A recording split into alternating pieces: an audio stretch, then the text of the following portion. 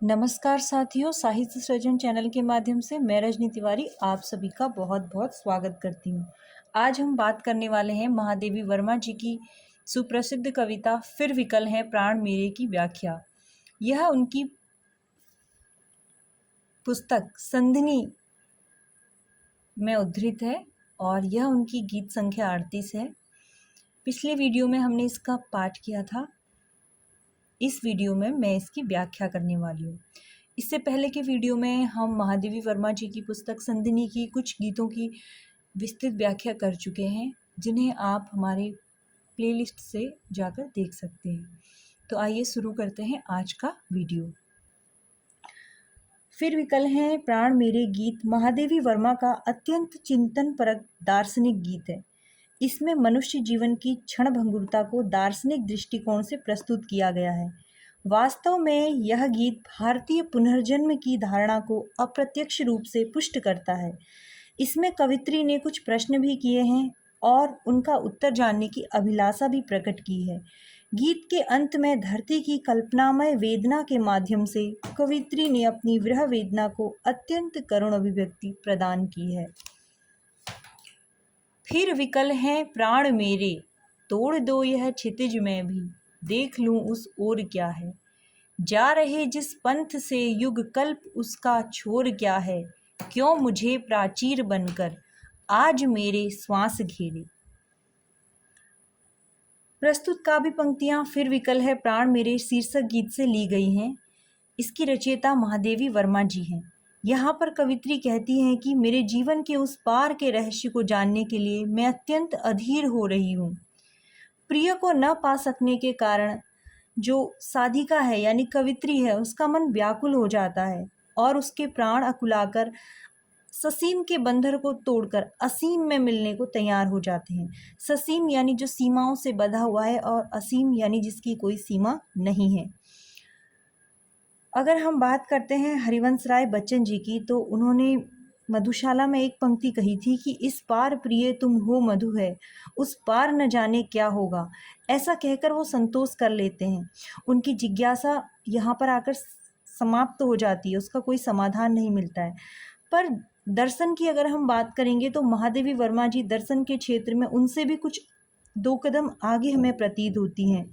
वो कहती हैं कि युग बीत रहे हैं, काल की गति अबाध है, अनंत इसकी सीमाएं कहाँ हैं, इनके मार्ग का अंत कहाँ है। यदि यह निस्सीम है तो फिर मैं देह आदि के बंधनों में श्वासों के चक्कर में क्यों हूँ, मैं मुक्त क्यों नहीं हूँ।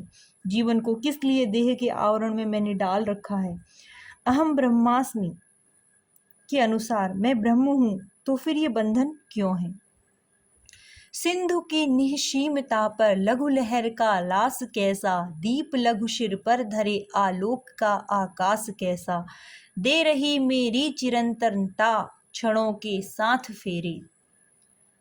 अर्थात जब ईश्वर अनंत है तो उसकी कृति संसार भी, मतलब उसके द्वारा बनाया गया संसार भी निस्सीम होना चाहिए, पर उस पर पलता जीवन अर्थात देहधारी जीवन जो है वो क्षण भंगुर है। इस पर भी वह इतना इठलाता है, अपने नासवान जीवन को भूलकर वह नाना उपक्रम करता है। छोटी सी चेतना ज्ञान के अथाह आकाश का बोझ उठाना चाहती है, केवल इसलिए कि दोनों अभिन्न हैं। सिंधु अथाह है समुद्र, पर उसी से उत्पन्न लहर उछलती और कूदती है, और चेतना का दीपक आलोकमय आकाश को उठाने का साहस रखता है। कारण वह भी चिरंतन है और क्षण भंगुरता को अपने साथ लिए चलती है।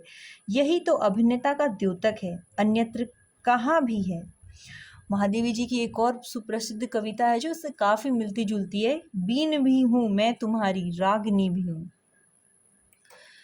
बिंब ग्राहक ताकणों को सलभ को चिर साधना दी, पुलक से नभ भर धरा को कल्पनामय वेदना दी।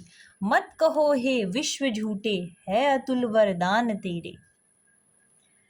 यह प्रियतम के वरदानों का ही फल है कि कण कण में उसका प्रतिबिंब झलक रहा है।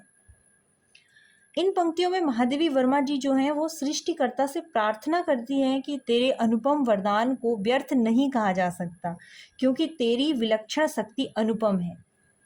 अर्थात परमात्मा सर्वत्र व्याप्त है, फिर भी साधक सलभ मतलब आसानी से, सुलभता से उसे पाने की साधना कर रहा है। उस परमात्मा ने आकाश को पुलक दी है और धरती को कल्पना जन्य वेदना, ऐसी वेदना जो स्वप्रद है, स्वयं स्वीकार भी है, फिर भला उसके वरदान को संसार झूठा कैसे कह सकता है। यहाँ पर कणों को और सलभ साधना, विश्व वरदान, इन सब में अनुप्रास अलंकार है और नभ और धरा का बड़ी सुंदरता से मानवीकरण यहाँ पर किया गया है। धरा की कल्पनामय वेदना के माध्यम से महादेवी जी ने प्रकारांतर से अपनी वेदना को भी यहाँ पर व्यक्त किया है। रहस्यवाद की प्रथम स्थिति इन पंक्तियों में हमें स्पष्ट रूप से परिलक्षित होती है। तो ये कुछ विशेष बातें हैं जो इन पंक्तियों के साथ मैंने जोड़ी हैं। नभ डुबा पायान अपना, बाढ़ में भी क्षुद्र तारे, ढूंढने करुणा मृदुल घन, चीर कर तूफान हारे। अंत के तम मैं बुझे क्यों, आदि के अरमान मेरे, फिर विकल हैं प्राण मेरे। यह अनंत आकाश अपने गहन नील विस्तार में भी अपनी कामनाओं के लघु तारकों को डुबाने में असमर्थ रहा। कोमल करुणा की तीव्र गति से खोज करते हुए तूफानों ने अनगिनत तूफानों के हृदय को फाड़कर देखने की चेष्टा की, किंतु असफल होकर हार मान ली। सभी की अंतरात्माएं किसी आकुल कामना की जलन लिए हुए साधनारत हैं। ऐसी स्थिति में प्रथम अंकुरित अपनी अंतरात्मा की कामनाएं अनंत अर्थात विनाश के अंधकार में क्यों बुझने दें, अर्थात क्यों शांत होने दें। मुझे अपनी कामनाओं को निरंतर प्रज्वलित रखना है, यानी जलाए रखना है। यह बड़ा ही अत्यंत चिंतनपरक दार्शनिक गीत है। इसमें लय के अतिरिक्त भावुकता भी है। यहाँ केवल लय में ही संगीत है, शेष सब चिंतन है। इन पंक्तियों के माध्यम से भारतीय पुनर्जन्मवाद के सिद्धांत की भी परोक्ष रूप से पुष्टि हो रही है।